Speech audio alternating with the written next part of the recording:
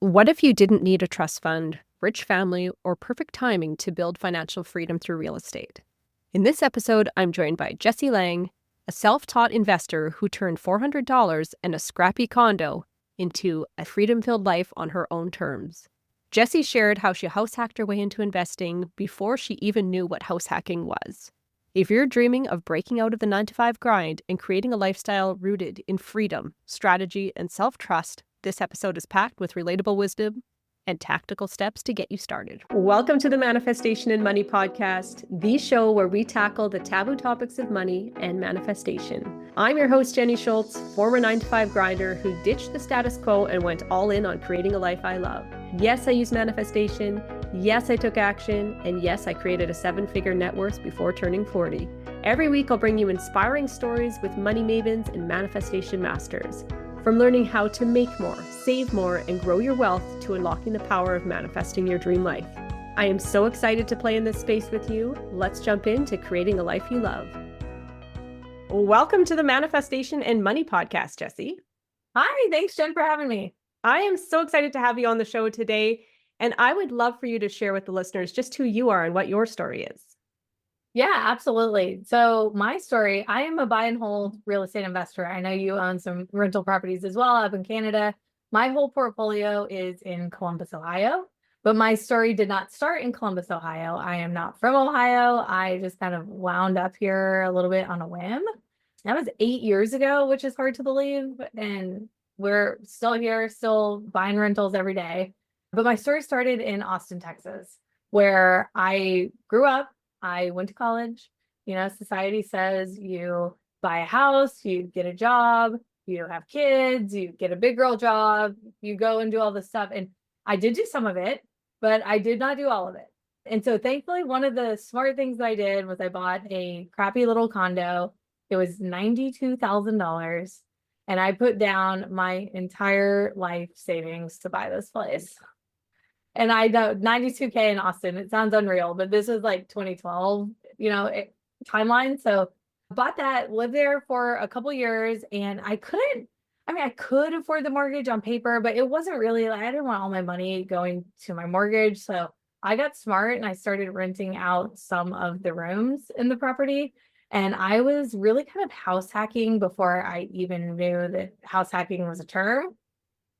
So a couple of years passed by. I'm paying the bills, but that's really it. I don't really have a mortgage payment. So I'm able to save some money. My partner and I at the time, he was one of the roommates and we actually split.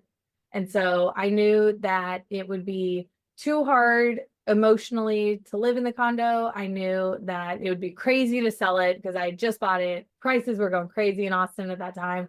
And then I knew that I couldn't just have a property sitting there vacant. So in the span of 2 weeks, I went from living like my everyday normal life to having 4 college boys renting out my condo. And you were still living there as well at this time, or this is when you vacated and went to a different place? Correct. Yeah, Okay. I was renting a room from a friend for 6 months, whatever, while I figured it out. But I knew that I couldn't just have a mortgage. So I moved out and I put someone in place like very quickly. And I always joke that those boys could have stopped my real estate career before I ever got started, but it didn't. They didn't. They were great.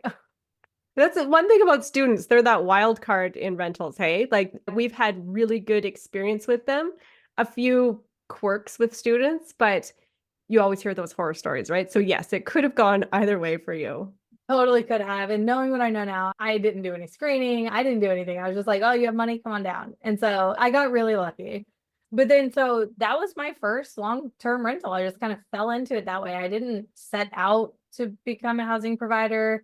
I was being savvy and scrappy with my situation and ended up really kind of falling in love, to be honest. And so 6 months or so go by. I've saved up enough money at this point. I buy another house that I live in.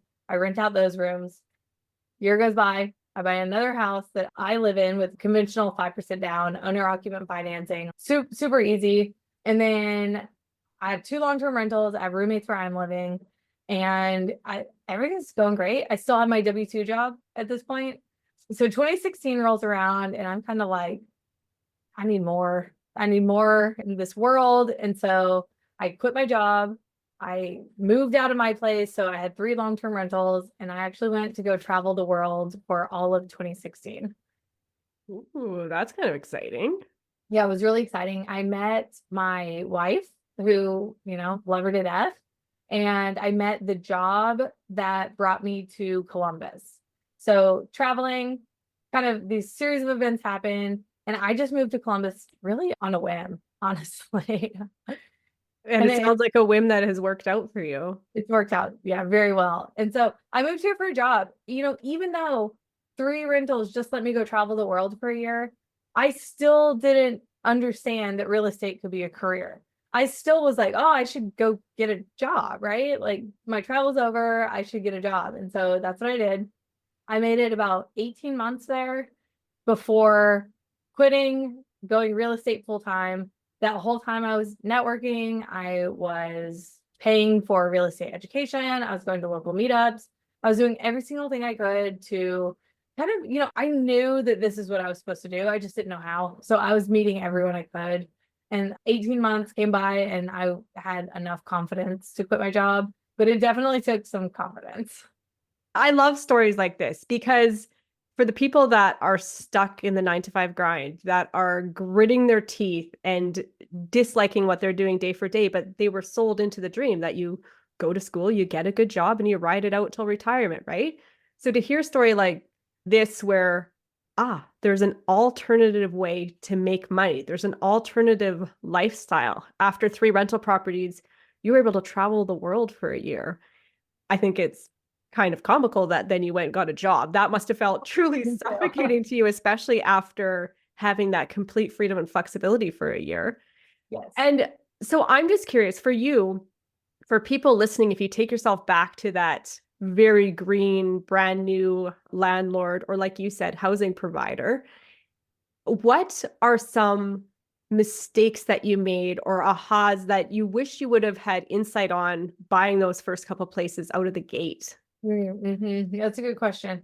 The number one, I would say, and again, I got lucky with those college boys, but screening is so important. I have, over the years, I didn't share yet, I don't think, that in the last 3 years, we've bought about 60 doors and currently have about 75 from the last decade I've been buying. So I've had a lot of leases. I've had a lot of people come through. I've placed a lot of bad residents. Like I've made, I don't even want to do the math, tens of thousands of dollars worth of mistakes in screening and placements and taking someone for their word on something, or oh, you can pay the deposit later.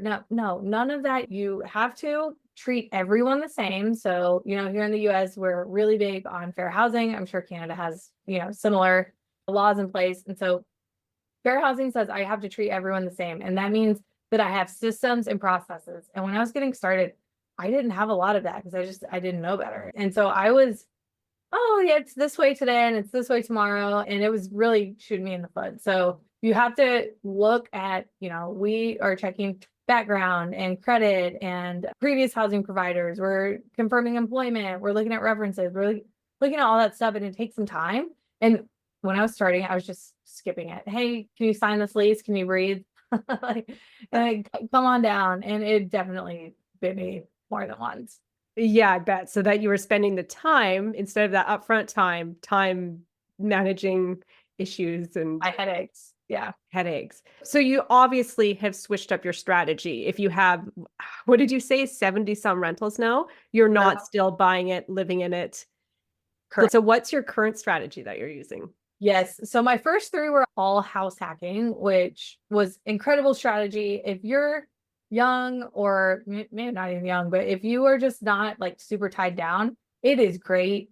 The downside is you have to move every year. Otherwise, you're committing mortgage fraud because, the loan types we're getting say that you're going to live in the house. So as long as you can live in it for a year, then you can do this every year. If you're investing in the US, if you wait 2 years, you can actually like save on your taxes. You could do it every 2 years. A lot of people do, but you're right. I did switch up my strategy. I'm not 70 years old. I didn't do this 70 times. I now am buying since really January 2021. So about 4 years and a little change.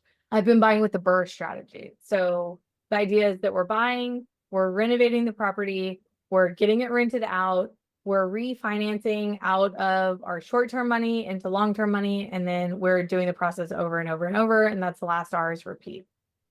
Okay, fun. And what do you find are your favorite kind of ways of increasing value in the properties? Ooh, that's good. The key to make the strategy work is that you're buying a property that's distressed. It's under market value because you need the ability to kind of force the value of the property. And if it's helpful for your audience, we can go over an example with some numbers. That'd be great. Yeah, you're probably going to laugh at me, but these are Midwest numbers. Okay. So they're going to probably sound a lot lower than you're comfortable with or familiar with. My goal right now, and this has shifted over time as the market shifts, but my current, what we call buy box, is I'm looking for a property that is worth $200,000 once it's fixed up. So that means that if my long-term lender on the refinance is going to lend me 75% of that value, 150K, for this deal to work, for it to be a good BRRRR, BRRRR, then I need to be all in at 75% of the 200K. So that's 150K. I need to be all in. There's three numbers that make up your all in. There's your purchase price, your rehab costs, and then your holding costs, which is finance, title, insurance, taxes, all that business, utilities. So if those three can add up to any combination, you could buy it for 10,000 and put 100 into it. You know what I mean? Like, it doesn't matter the combination as long as you're all in at 150 or less, then you can buy the property. So the key here is you're buying something low enough where you can force the value from, say, I bought it for 100, I put 30 into it, now it's worth 200. Yeah. You wave your little magic wand in there. I guess it probably depends on the property, but do you have favorite actual renovations that you do? Is it the kitchen or the bathroom? So with our housing stock here and my portfolio specifically, we are focused on affordable housing space, but we are providing, I always say, clean, safe, affordable housing. Just because you may not be able to pay top dollar rent doesn't mean you don't deserve clean, safe, and affordable housing. And so that's really my model, my buy box. That said, we're always first focused on function. Does the house operate the way it should? Heating, AC, windows, roof, do all the systems work? So function and safety. We have our fire safety and egress and handrails and all that stuff. So we're always focused on function and safety first. Whatever's remaining in the budget goes to the cosmetics, kitchen, flooring, bath, paint. But we're doing essentially the same renovation across the entire portfolio. I use the same flooring, the same paint, same everything. If you look at our available listings, they're all going to look identical. Yeah.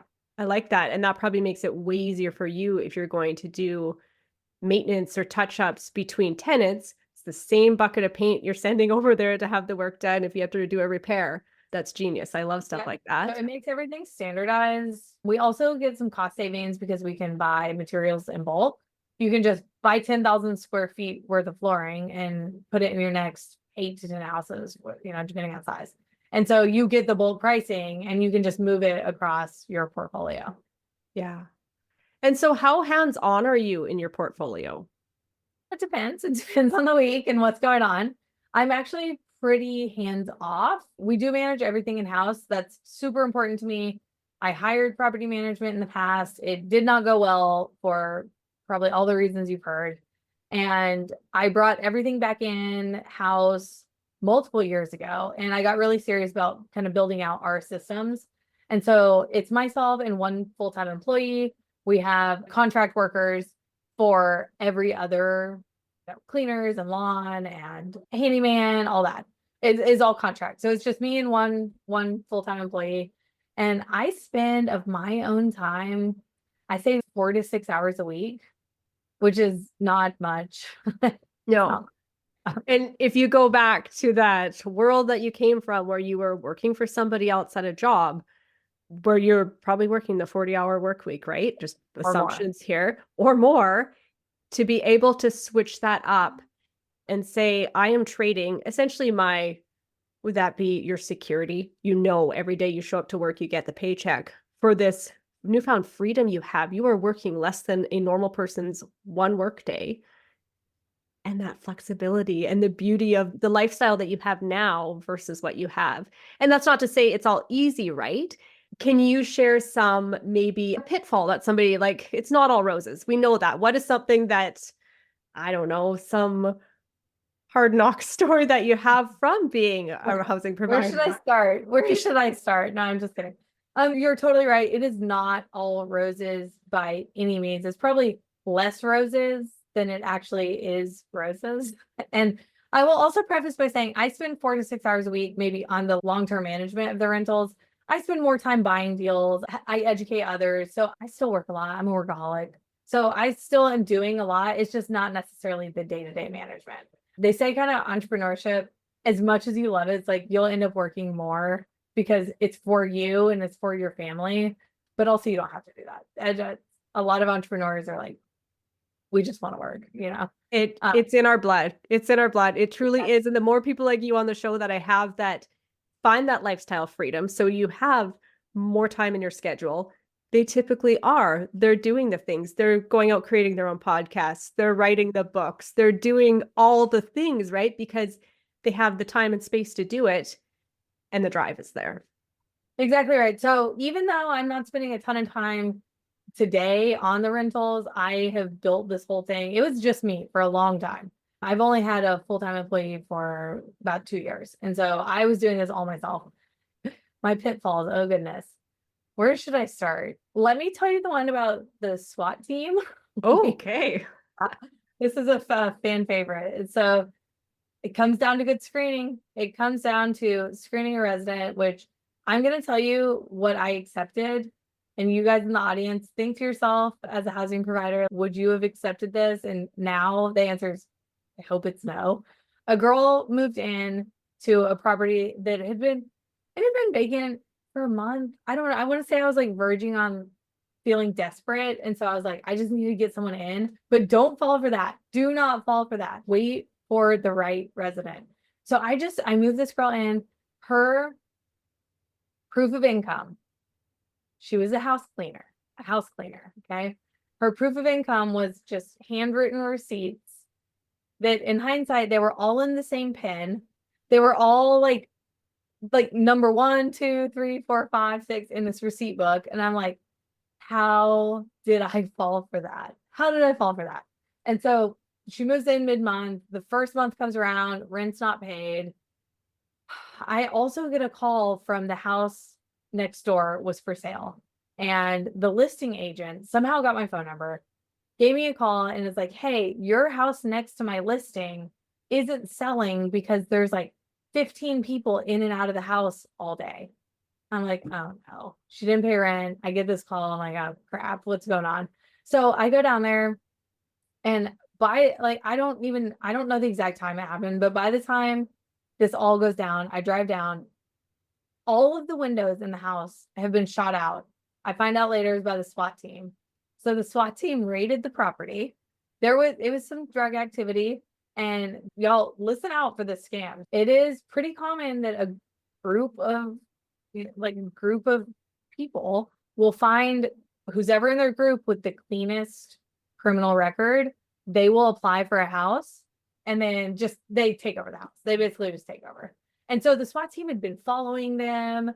I just was the terrible victim of oh no, dumb who moved this person in. And so it ended up as an insurance claim. You know, they trashed the house. It was terrible. So, and this is all in a month. Oh, in less than, yeah. They knew this was not, it was incredibly intentional. I did a lot of research after. I talked to a lot of people. I was like, has anyone experienced this? It's like, it's a common thing. Okay. Yeah. So, gosh. Well, thanks for sharing that. That was a fun, insightful story. Yeah, that was a real rad one. And I want to talk about your books. What's going on there? So it just launched. Rentals Made Easy. Just launched a couple months ago. So, fairly fresh.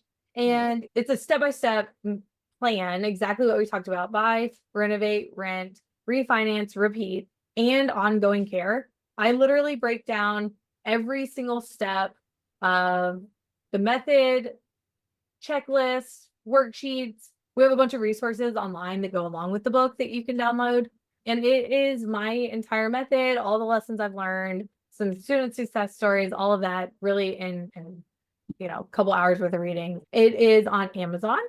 And we have the paperback, as you see, and then also a Kindle version if you are an e-reader like I am. Okay, fun. So rentals made easy. So you're trying to help the everyday person who's sitting at that 9 to 5 basically have a blueprint to go out and do this kind of thing. Exactly Because right. not everybody has a peer group of people who are going out and doing this thing. So you feel like that idea is far out of reach, right? So if you have Yeah. somebody like you in their back pocket with a book like that. Yes. I will say when I was doing the 18 months that I had my second W-2, once I moved here to Columbus, I was going to all these networking events and I was just meeting regular everyday people. Because in my mind, I thought a real estate investor was in a suit and drove a Ferrari and was like an asshole. I don't know if I can say that, but it was like just a bad person. And so to get in a room with other investors doing the same thing and having challenges and learning that they're just regular people like you and me, that switched in my brain like what was possible. And so, you say getting in the room and getting that support. We have a mastermind program where I take people through the methods step by step, whether it's with me, whether it's locally in your real estate networks, whatever. Get around those people. I cannot emphasize it enough. It took me from side hobby to this is my career. Yeah, that's so true. And nowadays, with having podcasts at your fingertips and YouTube videos at your fingertips, Amazon, click it and the book shows up. Or if you get the digital copy, it's instant, right? You have access to all of these resources to start getting into that world. And then, yes, show up in the rooms where the people are and build those connections, because then it's going to feel possible to you. Yeah. Yeah, exactly right. And once you find out that investors are just normal people, it's just a totally different ballgame. You're like, wait, I can see myself there. Yeah. It's not such a big jump. So yeah, that's so true. They're just everyday normal people like me and you going out doing their thing. So I would love for you to share, before we wrap up here, what do you think your biggest piece of advice would be for somebody who is just looking to break away from the traditional 9 to 5 and go out and create a life they love? Yes. Okay. So it's tricky. I took a pretty big leap myself. Like I just quit. I quit my job without a whole lot lined up. So I would say maybe don't do that. That's very bold. But what I would say is while you're in you've maybe heard this, like you have your 9 to 5 and you also have your 5 to 9. So that's your time afterward. And your 5 to 9, you have kids, you have a family, you have all that. Get through nighttime routine, but you have potentially a couple hours every single night where you could be working on your dream, your side hustle, getting this started. You can make excuses forever. I know a ton of people out there do. Or you could block out time on your calendar, have a concrete plan, have something step by step that you're going through and make tangible progress on it every single night. And then once you look at your finances, a lot of people say I need to replace my full income before I quit. I find that if you quit a little sooner than that, it's going to give you a little more motivation and it opens up that time. But I don't know that I would advise like quit day one. I don't know. What do you tell people? I'm 100% on that. And especially like, I know there's creative financing and stuff, but I think if you're planning on making real estate a piece of your future plan, I definitely think keeping that job, especially out of the gate to get those first couple properties, is really, really important. It just, it gives you that peace of mind, and the lenders look at you better, because once you don't have a regular job, the lenders, they find you a little bit more scary, is what one broker told me. They're like, you're a little bit more scary to the banks because you don't have the normal paperwork. Right. And I don't know if Canada, do you have like hard money lenders really? We do. Yeah. So we use hard money lenders. We use private money. We use DSCR lenders where they actually don't care that I don't have a job. They've never cared from day one. So there are lenders that like kind of specialize in investors, but I do agree. Get your, here in the US, you can have 10 conventional loans under Fannie Mae, Freddie Mac. And so get your 10 while you have a job. And then, you're going to be, their preferred terms. And then you're going to put time out of those anyways. So take the jump at that time. Yeah, definitely. Well, thank you so much for joining me today, Jessie. I think people just from listening to you can see you are a normal person going out here doing the seemingly big thing, right? To say that you have the amount of doors that you do. So where can people reach out and catch more of what you have to share? Yeah, so we have a little mini course where I am going over the method in much more detail: buy, renovate, rent, refinance, repeat. We'll have a link in the show notes, and it's completely free. I talked you through the whole method. It's with me. And then there is an application there. If it's something you wanted to work together on, you could learn more about the program. If you're like, hey, this is great, then, I'm glad you got to watch. Okay, perfect. I will make sure that is all linked in the show notes for everyone. And thanks so much for joining me on the show today. Thank you. Thanks for having me. Thank you so much for tuning in to this episode of the Manifestation and Money podcast. If today's conversation lit a spark in you and you're craving a space to go deeper with your vision, to actually live what you are manifesting, I want to invite you into something really special. It's called the Manifestation Playground, a high vibe monthly membership where you get to experiment with manifestation techniques, connect in intimate pods of like-minded people, and receive direct mentorship from me twice a month inside our cozy Zoom room. This is where your dream life stops living in your journal and starts showing up in your reality. Vision, energy, accountability, it's all happening inside the Manifestation Playground, and your group might be forming right now. Just head to www.manifestationplayground.ca or click on the link in the show notes to learn more and save your seat. And remember, your vision isn't random. It is your future waiting for you to believe in it. I'll see you next time or inside the playground.